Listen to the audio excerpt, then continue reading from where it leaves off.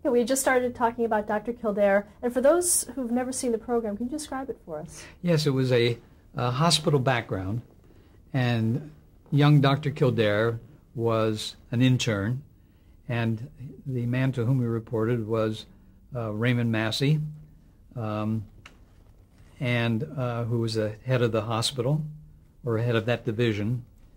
And it was stories of the patients and the stories of the hospital itself and the interplay between the people who worked there, and romances. And Richard Chamberlain, of course, was very hot at that point as Dr. Kildare, and a very nice actor, and a nice human being. And the scripts were terrific. David Victor was the producer, and his whole background was as a writer, not as a producer. And I'll explain why I tell you that part. But he had great talent for getting really sharp, interesting stories, human interest stories, and putting Kildare in some kind of jeopardy each week and having him get out of it on his own. And I became very friendly with Raymond Massey, who was very appreciative to me for little things that I did for him. But again, it was in my kind of function as a production person to help the talent, because I figured the shows would be that much better if the talent were kept happy. I stayed on Kildare and did the dubbing, and that was the wonderful part, adding the music to the show, going to the scoring sessions, and that was usually a one-day situation on the lot with different composers, very good composers. Also selecting the sound effects and doing what we call looping. If any of the lines were on an exterior and they got covered with noise or had to be redone, and the director would select what lines he wanted to have looped, I would go into the looping room with the actors and get them to say the lines again in sync with the picture on the screen. Obviously not playing the original dialogue for them, but letting them get in synchronization with the lip movements that they had done before. And it was a very careful kind of process, because you didn't want somebody's lips moving and the voice not being in sync, as you can see sometimes on TV shows. And I, again, worked on the set with the director, making sure that he had everything that he had asked for, and with the cameraman. I just did everything all around. What got me into trouble on that show, and I'm being very frank with you here, because probably none of the people that I work with will see this for a while, was that David Victor, strictly being a writer, didn't have that much interest. He liked the title of producer, but didn't have that much interest in doing the actual producing. And I would sit in the screening room on a rough cut and see obvious things that had to be done to the picture that he wouldn't do anything about. And I started in the screening room saying, well, drop that scene and use the other angle for that particular thing, and I think there's a close-up of her here that we can do better with. And I wasn't paying attention to the fact that I was overriding Mr. Victor. And after quite a time, he got fed up with it and didn't come to me to tell me to stop doing it. First thing I knew, my friend Norman Felton was firing me. And it came as a big shocker, because I thought I had made a major contribution to the show, but it was a personality thing. So I left. One incident that I do remember there, a writer that they had used quite a bit, an older man, came to me because I was the only person that he could find.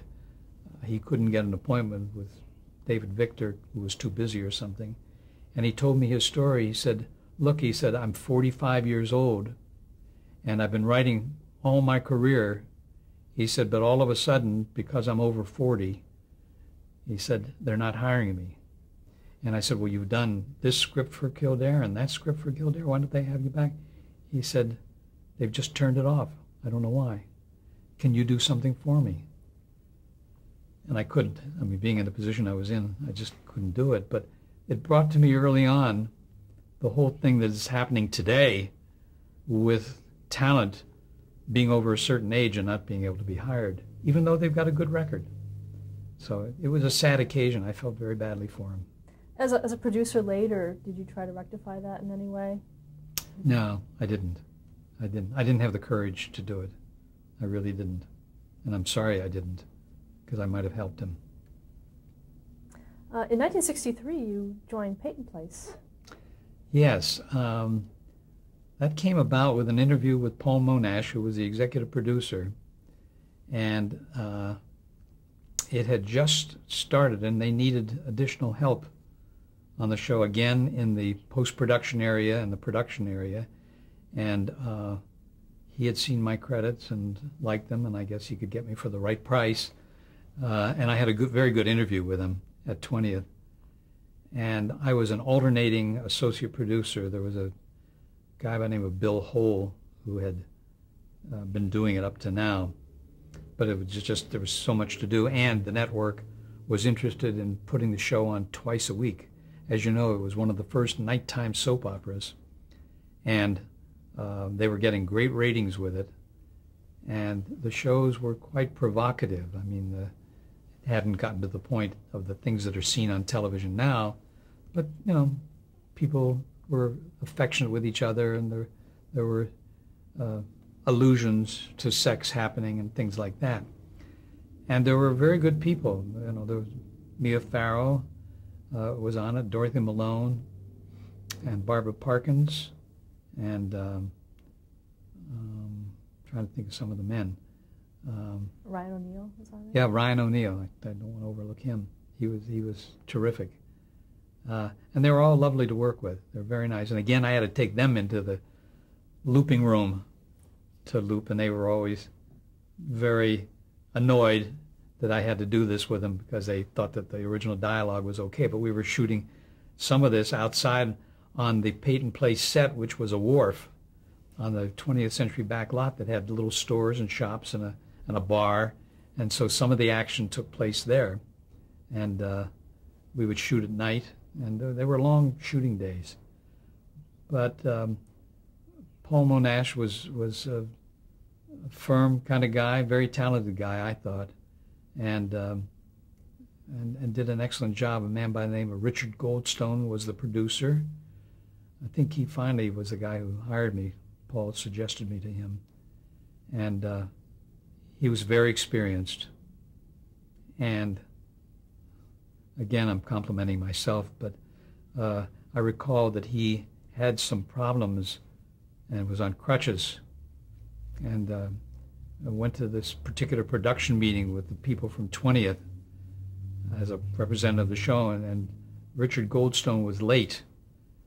And they were all looking at their watches. He was late because he was hobbling on crutches. And about 15, 20 minutes went by, and he said, the guy in charge said, okay, we're going to start the meeting. And I said, no, we're not going to start the meeting. I said, you're going to wait until the producer gets here, you know. Where I got the chutzpah to say that, I don't know. And they kind of all sat back and waited. And then Richard Goldstone hobbled in. And I guess somebody afterwards told him what I had said. He called me into his office, and I was very touched. He said, that was a very nice thing of you to do. And I'm not telling you now to make myself look good. It was a time when a heartfelt thing happened in our business, and it doesn't happen very often. So that's why I'm telling it. Now, how long did you remain in Peyton Place? I was there a little over a year, I believe. Maybe longer. No, longer, because I didn't go to CBS until 65. So it was almost 2 years, and it was a very enjoyable experience. And Mr. Monash, even because I expressed an interest in writing, let me do, on my own, and for no pay, of course, a projection of where Peyton Place should go, in my opinion, where the story should go and each of the characters should go. And I did a big treatment for him, which I had great fun doing, and he was very complimentary about it. gave it to each of the actors to see what they thought of it, and gave it to the other writers on the show to see what they thought of it. And nothing ever came of it, but I think it was just because they had enough people there at the time to do it. I mean, my career might have changed had I gone into writing there. But it was a nice compliment to me that he took it as far as he did. Did you see aspects of it reflected in the show? No, I didn't. That's interesting that you ask that, because I watched the show to see if that would happen. And I think that he honored my writing status and didn't do that. So in September of 1965, you really switched gears and became a program executive at CBS. Yes. That came about through Perry Lafferty, with whom I had worked, of course, on Robert Montgomery, and he had been a director there. And he now was vice president in charge of programs for the West Coast. And the program executives at CBS were called by the network executive producers, and that was my title.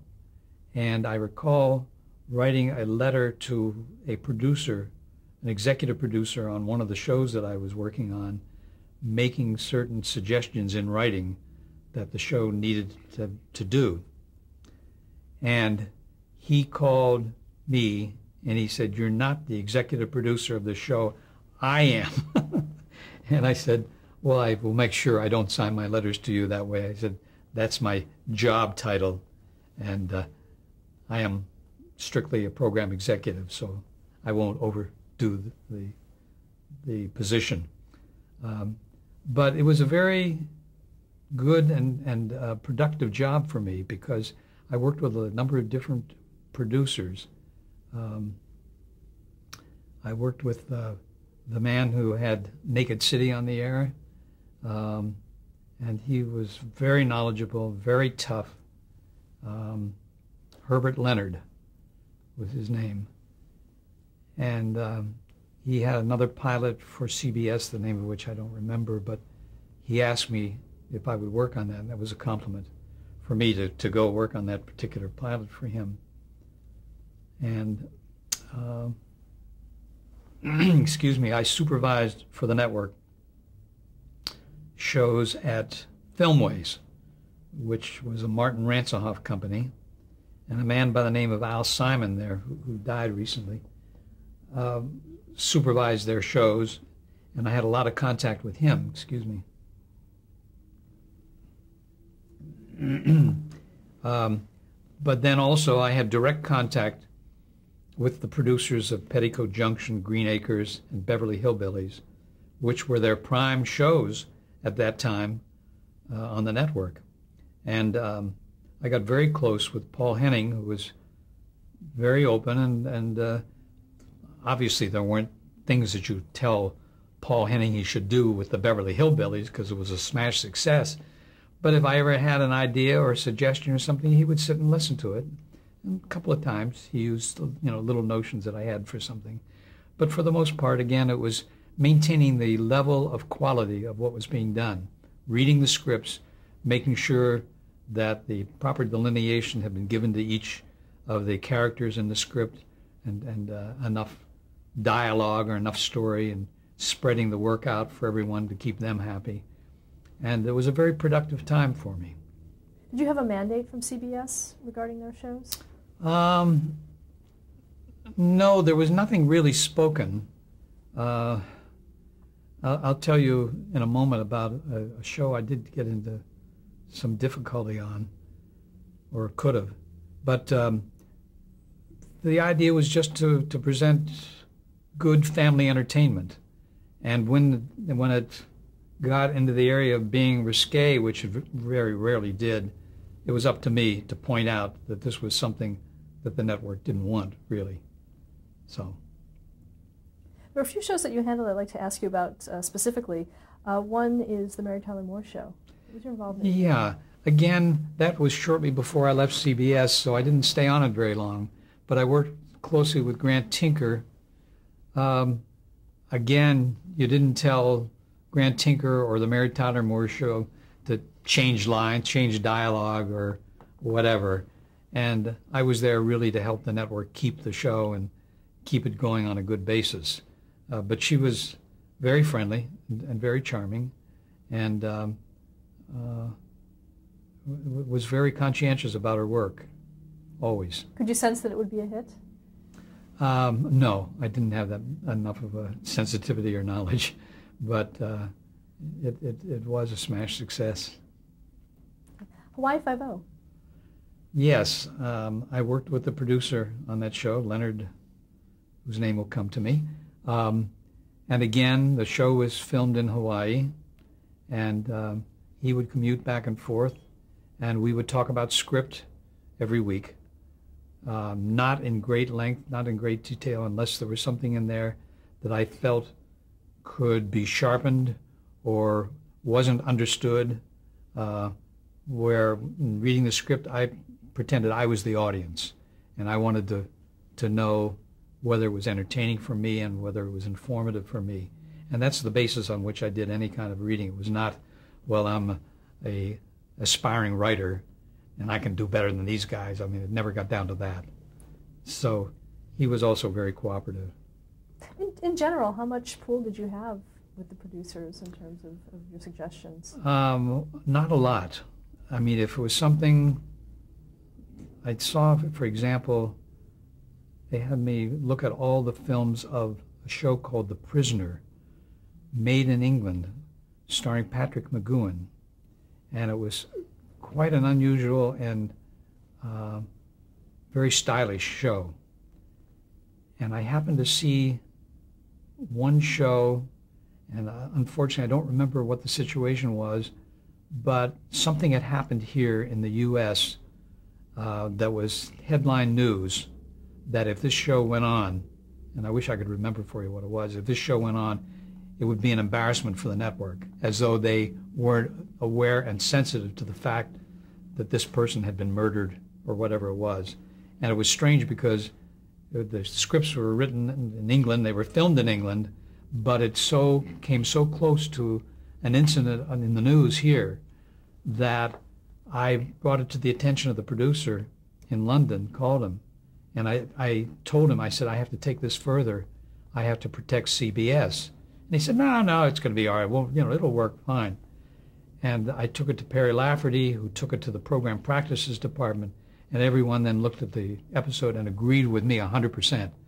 I mean, and thanked me afterwards for saving them for what just could have been an embarrassing situation. I didn't have that much pull, but I did bring it to the attention of the proper people if something was going wrong. Another show, The Lucy Show. Yeah, I just went to every taping of The Lucy Show at her studio, and from time to time, just to keep the network's finger in the pie, I would meet with her in an office, and we'd chat for a few minutes, and she would kid around with me a little bit, and we never really talked about scripts or the show or anything like that. So again, it was just keeping my hand in there for the network, keeping her happy. And I told you almost every time that I was in her office, she was very reserved and kind of refined with me. Well, yes. And then she'd say, "Hey, Gary, get me a pizza." She would yell to him because he was outside the office. You're referring to Gary Morton? Gary Morton, her husband and producer of the show. But, I mean, it was such a different switch. But, there was no question. I don't have to repeat it here how talented she was and how good with physical comedy. I mean, it was just a joy to watch her. Another show was the Smothers Brothers show. Mm-hmm. I was put on that on like a one-time basis, 2 weeks, because Bob Tamplin, the regular program executive who covered it for CBS, was on vacation. So I was asked to go to the taping and to make sure that everything was okay. And I did go to the taping of the show, and seemed to be okay. Prior to this, Tommy and Dick Smothers had been having problems with the network because there was great criticism from the Program Standards Department about some of the material that they were using. Some of it was slightly off color, or they were doing things that were not in keeping with the reputation and high quality of the network. So they had been warned, and they had had meetings with the proper people on it. And when I got there, little did I know that it was a bee's nest, because what happened was they taped the show, and then afterwards I got called by the people who were supposed to get hold of the tape to be able to start shipping it to wherever it had to go. And I was told that the Smothers Brothers had kidnapped the tape of that night's show, and it was up to me to get it back. So I was trying to use my charm, what little I had at that point, and really I tried to do it on a humorous basis with Tommy. I can recall being on the back stairs of the NBC studio, of the CBS studios, and trying to prevail on him that the network needed the tape in New York the next day. We had to get it on an airplane. And he was cute about it. He said, well, what if it doesn't get on an airplane? And I tried to have an answer for everything. And finally, I kidded him. I cajoled him. I said, come on, Tommy. I said, a year from now, this is not going to be a problem. Let's just do it, okay? Or words to that effect. And he said, well, okay. And he went and got the can that had the tape in it and handed it to me, and I took it to the proper people, and life went on. How did CBS brass react to your... There was hardly... I don't think I had much of a response from everybody. A couple of people said thanks for doing it. But I was surprised myself that Tommy gave in. I think that he was afraid of whatever legally would happen. And I never brought that up, because they could have sued him, and it would have cost him the show probably. And as it was, I don't think that they were on such good terms from then on. And the show, I don't think, was on the air too much longer. Now, how long did you remain at CBS? I was there from 1965 to 1970. And I worked on a lot of different shows. One of them was Medical Center, done at MGM, with Chad Everett in the lead. And it was playing on the success of the ABC show with Ben Casey. And I'm not sure which came first. I think Ben Casey was first, and then Medical Center. There were very good scripts written for that show, again, patient stories and stories about the personnel, about Chad Everett and his problems. And a man by the name of Frank Glicksman was the producer. Very good man, very, very talented. And I wasn't always in on the casting for the show. It was not obligatory. But this one day at CBS, I got the call from Frank. He said, could you come over? He said, we're reading an actor that I want you to hear, and he hasn't really acted before. This would be his first acting job, and I want you here mainly because I want the network's approval of him. And I said, okay, I'll come over. And I met Frank at his office, and we walked down to the conference room where the actor was going to read, and they introduced me to the actor, and it was O.J. Simpson. And he, of course, had been a professional football player, but he had never acted. And he sat and read for us, and the reading was okay. I mean, there was no reason not to hire him. And I sat and chatted with him for a while, and he seemed like, a very charming kind of guy. And I gave the network okay, and checked it first, of course, with my people at the network. And he went on the show, and he did very well. And I didn't see him again until a couple of years later. At some function, I ran into him, and we chatted about it, and he was kidding me about that day, reading him in the conference room. And he said, I wasn't sure that you were going to like me. I said, oh, I like you. But he was always a charming guy. And then when the whole mess happened with the murder and everything else of his wife, I couldn't imagine that he would be involved in something like that. I didn't think he was innocent, but he used his acting ability to get out of it, that's for sure. In 1970, you joined Paramount. Yes, I was a vice president in charge of current programs. Doug Kramer hired me there to, I had worked with him on, I think some pilot that he had done. I helped him on in some way. I wasn't not an official job, and he asked me to come over to Paramount and be in charge of the quality of all the programs again. Much the same thing that I'd been doing, but it was my first shot at being a vice president. And Stanley Jaffe was head of the studio, and I had a very nice office at Paramount, and I was impressed with everything that was going on there and the movies they were shooting. And they had Mission Impossible, that a man by the name of Bruce Geller was producing and writing. And again, I read the scripts for that show and had meetings with them on storylines.